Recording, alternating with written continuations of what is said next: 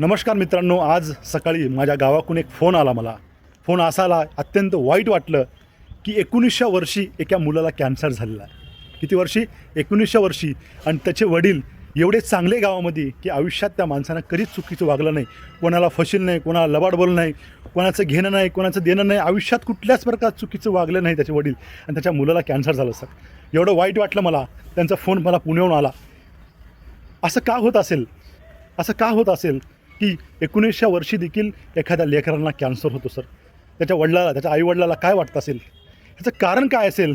तर मित्रांनो, कारण एकच आहे, योग्य आहार, योग्य विचार आणि योग्य व्यायामचा अभाव असल्यामुळे हा दिवसेंदिवस वाढत जाणारा हा प्रमाण खूप वाढत चाललेला आहे. मित्रांनो, आपला लेकरू काय खातोय, व्यायाम करतोय का, हे आता बघणं गरजेचं आहे. योग्य आहार खातो का, फास्टफूडचं प्रमाण जास्त खातोय का, ह्या सर्व जीवनशैलीतून हा उद्भवणारा आजार, हा कॅन्सरचा हा दिवसेंदिवस वाढत चालला आहे. 10 माणसापैकी एक माणूस कॅन्सरनं त्रस्त झालेला आहे.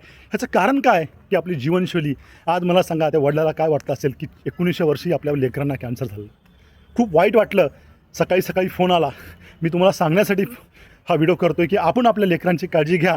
कुठतरी मुलगा कुठतरी शिकायला आहे आणि खातो दररोज फास्टफूड, व्यायाम करत नाही. हे आता प्रत्येक आईवडिलांना आपल्या लेकरांची काळजी घेणं हे काळाची गरज झाली आहे. मित्रांनो, सर्व काही जर असेल काही, ते म्हणजे सध्या आरोग्य आहे. आरोग्य जपणं हे काळाची गरज आहे. सकाळी उठून व्यायामाला वेळ द्या, स्वतः पण वेळ द्या, आणि शक्य होईल तेवढं आपल्या लेकरांना देखील व्यायामाला घेऊन जावा.